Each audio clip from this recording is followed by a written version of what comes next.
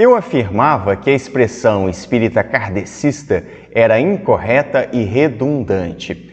Eu dizia isso em palestras e em grupo de estudos porque acreditava que só existia um tipo de espiritismo, mas eu mudei de ideia e te explico por quê.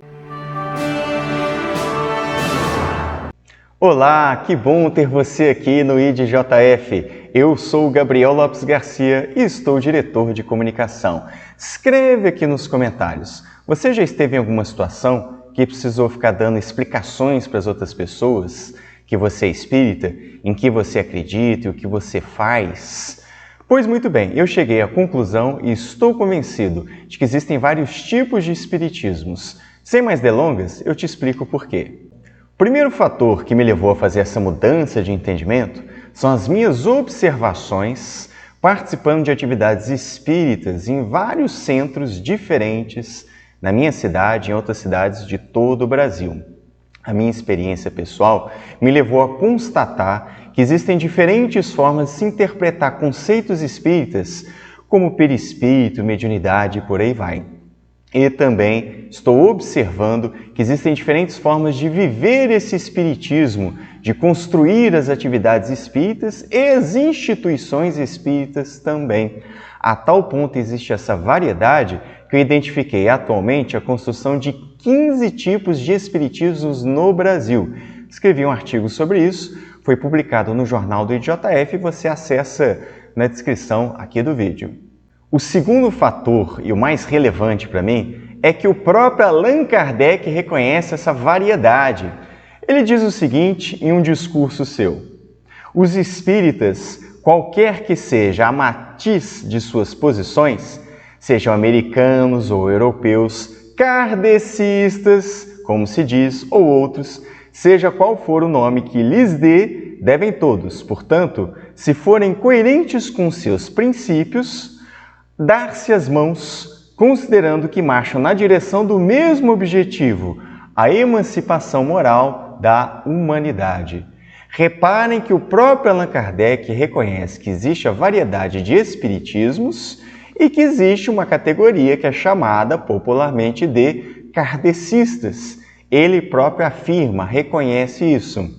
Então, acho que é motivo suficiente para a gente reconhecer que existem vários tipos de espiritismos e que é correto, é adequado, que não é redundante dizer espírita kardecista.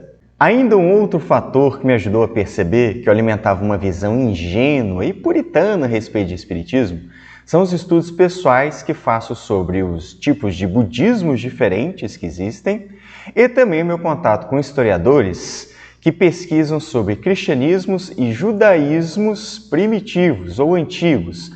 Vejam vocês que eu estou usando sempre o plural, porque nós sabemos que as crenças religiosas vão criando vertentes, que vão sendo construídas variantes, porque existem interpretações diferentes, existem disputas por poder, por interpretações e há pensamentos que são hegemônicos, que vão prevalecer sobre os outros, mas nunca vão eliminar toda a variedade que existe. E o mesmo aconteceu no Espiritismo.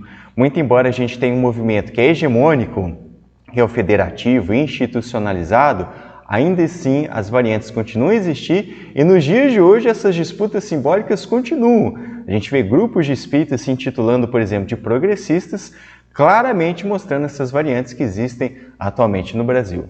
E, finalmente, eu me lembro de um outro motivo que nos leva a pensar sobre essa necessidade de ficar fazendo uma diferenciação no espiritismo que seria único, que não teria variantes.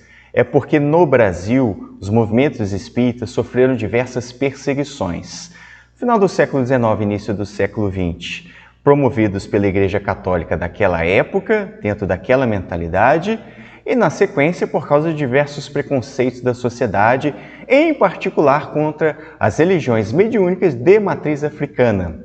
Então, em meados do século passado, a gente vê um esforço desse movimento hegemônico em se descolar dessas religiões para sofrer menos preconceito, e o que é triste da gente observar é que fazia isso exercendo preconceito contra essas religiões mediúnicas de matriz africana e mesmo contra a Umbanda, que acho que é o exemplo mais evidente. Então isso foi um fator que levou a essa afirmação histórica de que haveria apenas um espiritismo, uma maneira de se descolar. Seria um auto-espiritismo, um espiritismo kardecista ou de mesa branca, como dizem algumas pessoas.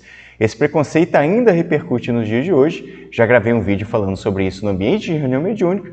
Vou deixar aqui no card para quem tiver interesse em acompanhar. Mas uma análise mais rigorosa e mais baseada nos fatos nos leva a perceber de que existem variantes de espiritismo e que a Umbanda, inclusive, é uma delas e bem solidificada no Brasil. Esses são os motivos que me levaram a mudar de ideia e fazer uma concepção de que o espiritismo kardecista é uma variante dentre as várias que existem no Brasil. É o meu recorte a respeito desse tema e as fontes estão na descrição do vídeo. Peço para você curtir, compartilhar, comentar, ajudar a gente a divulgar a filosofia espírita. Se você é novo aqui no canal, aproveita, te inscreve e ativa o sininho das notificações. E aí vai ficar por dentro de tudo que nós produzimos. É isso, pessoal. Forte abraço. Até a próxima.